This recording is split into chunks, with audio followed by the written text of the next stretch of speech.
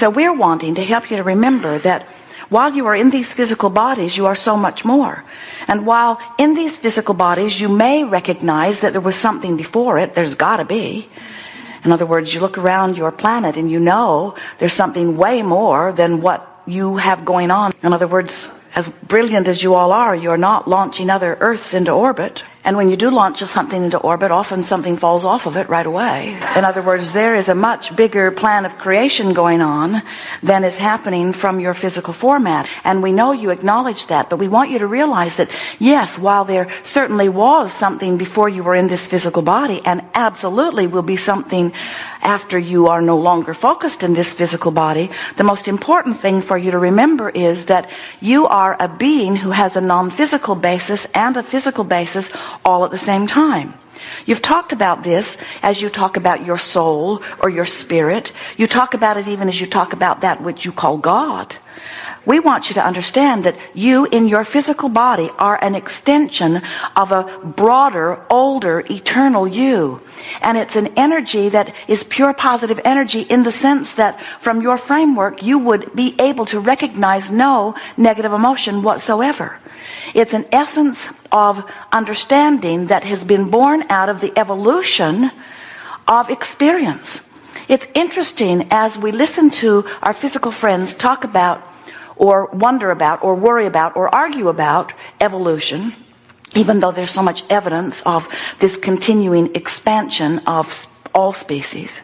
But we want you to understand that it's not just in the physical sense that things are evolving and becoming more. It is in every sense.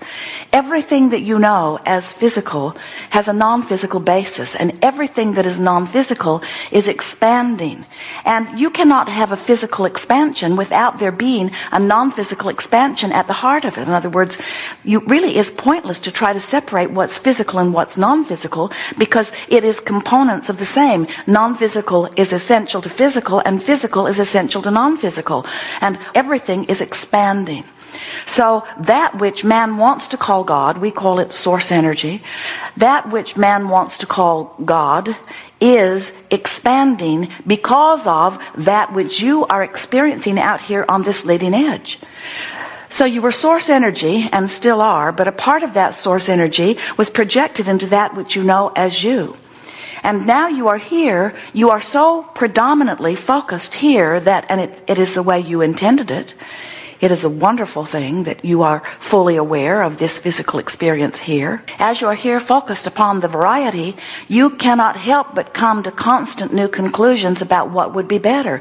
Even when you breathe the air, the cells of your body are sending responses about how the air is that they are breathing. In other words, the consciousness in your body is consciousness that is making requests also. The species that lived on your planet before you got here were the advanced version of that which was to be you, here experiencing the atmosphere, having experiences that caused it to ask for more and more and more. You understand what we are getting at? You didn't just get here and say, oh, lucky for us, we can breathe this air. It was being created by the ever continuing asking of the consciousness that was the leading edge consciousness at that time. And so here you are, leading edge consciousness, experiencing life, and in your human form, with your brain being the captain of your ship, having exposure to experience and asking for constant improvement, whether you use your words or not, you can't help but do it. But even at a cellular level, you are asking, and future experiences are benefiting by the asking that is taking place by every point of consciousness that is here physically focused. So, it's a big picture, isn't it? The non-physical part of you is expressing here more specifically and deliberately, and specifically like pioneers exploring life and asking for more. Now, why would you do that? Would you do that because life needs to be more? No, it isn't that you need another picture, or you need another statue, or you need another piece of clothing, or you need another much of anything. It's that you want it. It's that it's natural to live life, and it's natural because every particle of consciousness is selfishly oriented. It's natural from your selfish, what would be better for me position to acknowledge what would be better for you from this leading edge perspective. You see, we can see how you would say, oh, that's selfish, what's better for me, if you are living in an environment that is lack-oriented and has shortage consciousness that says, oh, you selfish one, you're worrying about what will come for you, and you might use it up so that the rest of us won't have so much. But when you understand that that's not the way that it works, that every point of consciousness is asking and every point of consciousness is being answered, then you can't call it selfish, then you gotta call it creation. It can't be selfish if everyone can ask and everyone is answered. It can't be called selfish, can it? You gotta stop feeling that it's wrong for you to ask for what you want, because you can't stop asking for what you want. Every particle of the universe is oriented in that way. And if you could stop asking for what you want, you would cease to be, and we don't just mean you, we would mean everything, but don't worry, it can't happen, because everything is moving forward. Everything is moving forward. You just can't have exposure to an experience without coming to a conclusion about what would be better. Jerry knows that after living with Esther for a few years in the bus. Every day she finds a better way of doing a few things. Every day things are in a different place, a better place, a new and improved place. Almost every time she performs any function, she improves it slightly. She trims a little time off of it, or she makes it more fun. She enjoys it a little more, or she puts it in a different place. In other words, it's just the nature of that which you are. You must look forward, because you realize at many levels of your being, even what you might call unconscious levels of your being that we're wanting to bring forward to the consciousness, even at unaware, oblivious levels of your being, you are asking and Source is answering, and you are expanding, and it is also very good. We are eager to talk with you about anything that is important to you. We see our value to you as helping you, no matter what your subject is, to close your gap on it.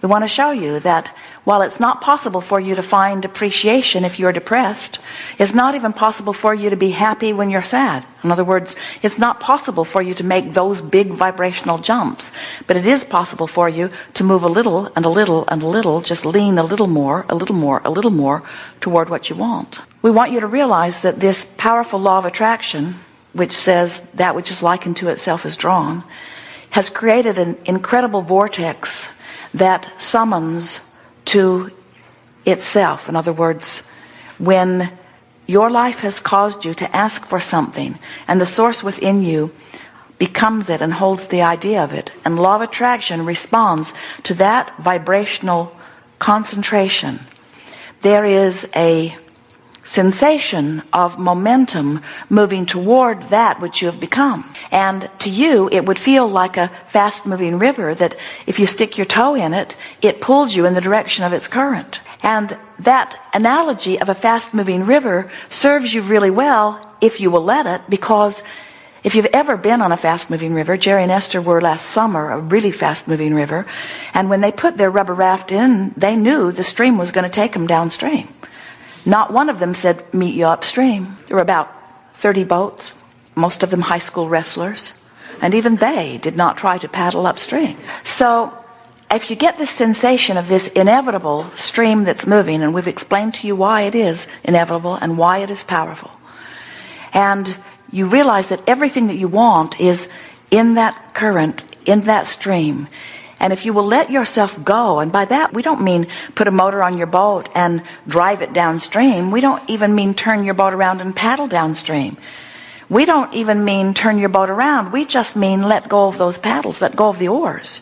If you will stop the upstream paddling, the downstream naturalness will take you. In other words, if you'll stop complaining, your solutions will come. If you'll stop defending, you'll have nothing to defend against. If you'll stop pushing against what you don't want, you'll get what you do want. And so, bless your hearts, you have almost understood it when you got here. You said, okay, I'm in the contrast. I'm the human physical part, and I'm in the contrast. And contrast is good, right? You said, right? And we said, right. Contrast is good. And you said, so, and out of this contrast, I will come to conclusions about what I want, right? And we, right. When you explore the contrast, you will come to conclusions about what you want. And then you said, and then I will keep explaining why I want it by pointing out why I don't want the other, right? And we said, no, that isn't the way. And you said, but that feels more natural. I said, I'll try it out on my mother. And your mother caved into you. Your mother often caved into your whining and complaining. And a lot do. And we can see some of you questioning whether that was true, because all of you think your mothers were more rigid than we know them to be. But as we look at society, we have to acknowledge that something like that went on pretty early in your experience, because the majority of humans spend the majority of their time in their quest for improvement explaining why they need the improvement by pushing against what's wrong. Never recognizing, or rarely recognizing, that when you explain why you don't want that, you can't get that, because it's a different vibration. Every subject's two subjects. It's like picking up a stick, and on one end of it is wellness, and on the other end of it is illness. So you can't rail against illness and become well. Even the word healing is an upstream word. I'm going to overcome this illness, but illness is what's in the vibrational sites. I'm going to overcome this illness, and we say, you're still pointed upstream. I know, but I'm going to beat it. Well, you're still pointed upstream. You're not letting yourself go willingly. Your state of sickness already asked for the wellness, so it's already underway. But you're tensing against, and you're not letting yourself go. And then we want to point out to you that it's not your attention to sickness that makes you sick. It's your attention to a myriad of other things. It's all the little picky oonish things that you fuss and worry about. It's the things that you don't call the big things in life, but they're the chronic things. If you are chronically complaining about a lot of different things, you are chronically not letting yourself move easily with the stream. Oh, you're going, you're just not going willingly, you see. And when you don't go willingly, the stream beats you up. Have you noticed? The stream will beat you up because, as the river guide told Jerry and Esther and their gang, this isn't Disneyland, and we can't turn this river off. And we want you to know the same thing. The river is eternally flowing, and this might help you. It might annoy you too. Your river's moving faster than any river we've ever seen move. Out here on this leading edge with all of this contrast and all of this attention and all of this interaction worldwide, all of this ability to communicate with one another, all of this ability to see far beyond what's happening in your village, you've got your nose in every village in the world. And you don't even have your nose in the villages that are thriving. You've got your nose in the villages that aren't thriving.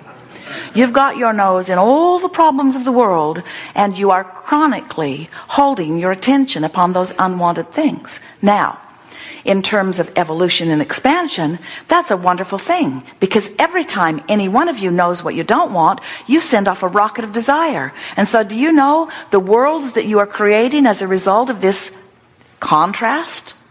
The question is, do you want in on the expansion? Or will you be like most? You'll do your work, you'll explore the contrast, you'll give birth to desires, and future generations will be born to live them. And we want you to understand, it wasn't meant to be a future generation only that would benefit by the contrast that you lived. You're supposed to benefit by the contrast that you live. You're supposed to get what you want. You are a creator. You didn't go forth as a sacrificer. You didn't say, I'll sacrifice my life and I'll struggle. I'll do step one. I'll do step one. I'll do step one. I'll sift through the contrast and I'll ask and ask and ask and ask and ask and ask and ask and ask. And Source will do its part and answer and answer and answer and answer and answer and answer and answer and answer and build a fabulous future world vibrational escrow. But I will hold myself vibrationally apart from everything that we have created because